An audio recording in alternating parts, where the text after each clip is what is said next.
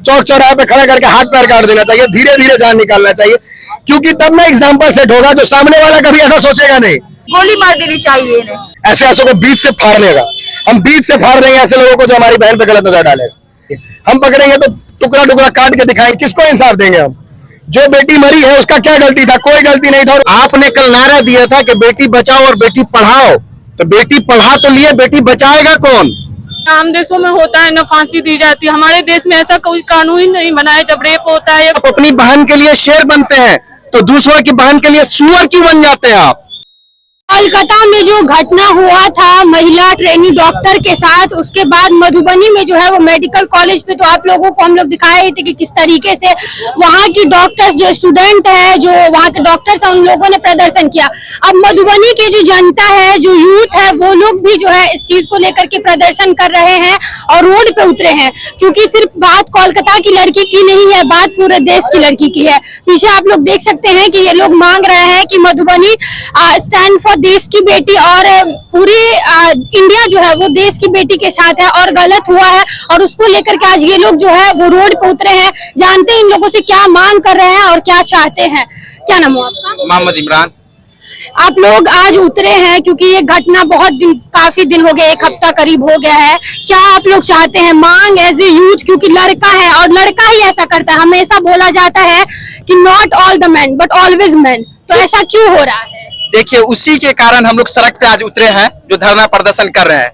जो माँ बहन कोरोना के टाइम में जो डॉक्टर हम लोग का जो हिफाजत किया, आज उसके साथ बलात्कार हुआ है। अगर कलकत्ता पुलिस अगर किसी मंत्री और संतरी की बेटी रहती तो अभी तक इनकाउंटर में मारा जाता। वो आज क्यों नहीं मारा जा रहा? क्योंकि मेरे बहन के साथ रेप हुआ है, नाइंसाफी हुआ है। हम कलकत्ता पुलिस से एक ही मांग करेंगे, अगर आप इंसाफ नहीं दीजिएगा तो ये जनसैलाब आपके कलकत्ता तक पहुंचने में टाइम नहीं लगेगा। मधुबनी के लड़का को सड़क से लेकर सदन तक आंदोलन करने का हिम्मत रखते हैं। जब सड़क पे उतर गए हैं तो जंग जब छिड़ा है तो जंग लड़ेंगे, क्योंकि एक बहन का बात है, एक नारी का सम्मान की बात है।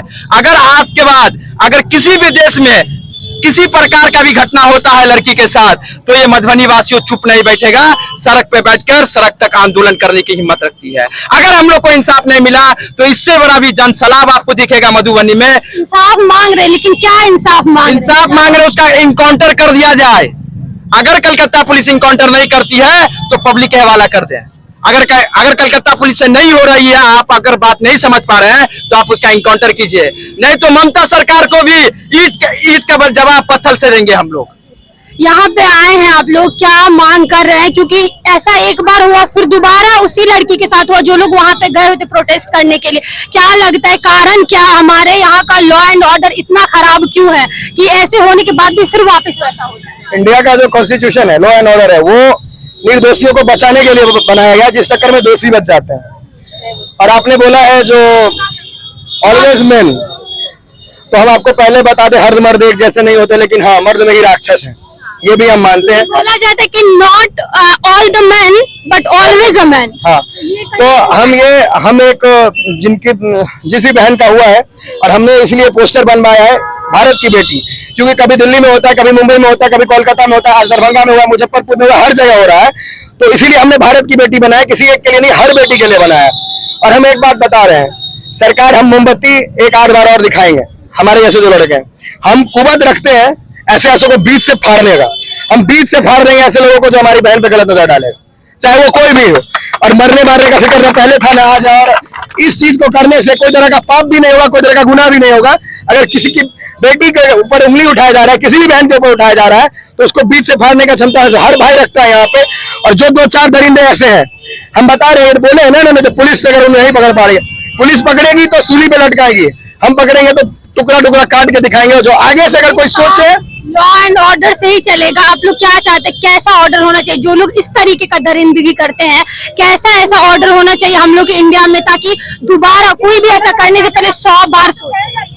हम ऐसा चाहते हैं, सजा ऐसी हो जो अगले बार जो कोई ऐसा सोचे, उससे पहले उसका रूह कांप जाए।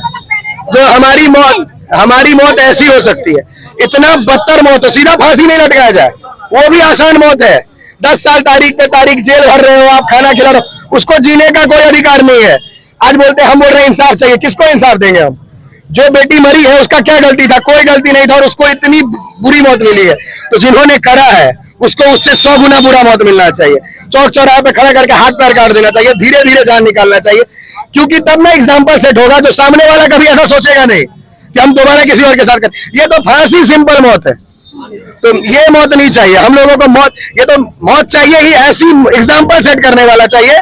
शायद मोदी जी ने भी बोला है अभी, हम हालांकि किसी पार्टी के समर्थन नहीं करते, लेकिन उन्होंने ये बोला है जो मौत कुछ ऐसी होनी चाहिए जो एग्जाम्पल सेट हो।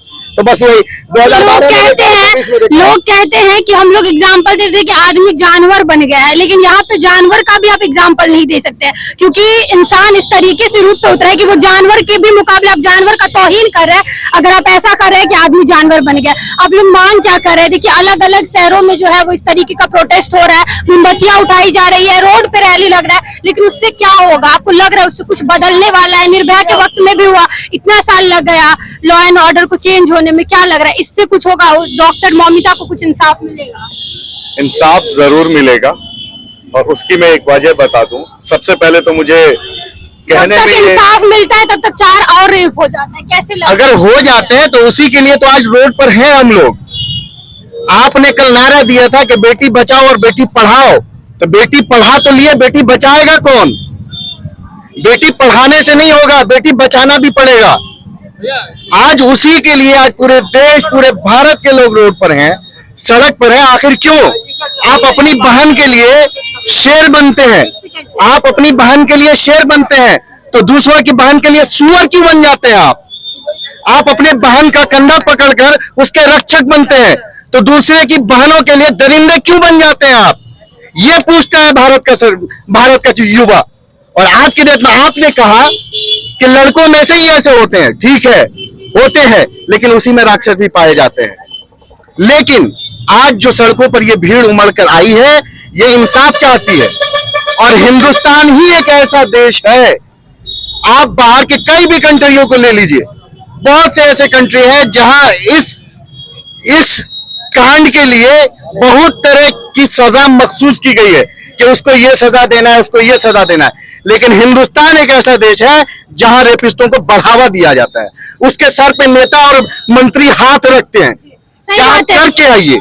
ये बात सच है कि रेपिस्ट को जितना मारने के लिए नहीं तैयार होते, उससे ज्यादा जो है, उसको बचाने के लिए तैयार होते हैं।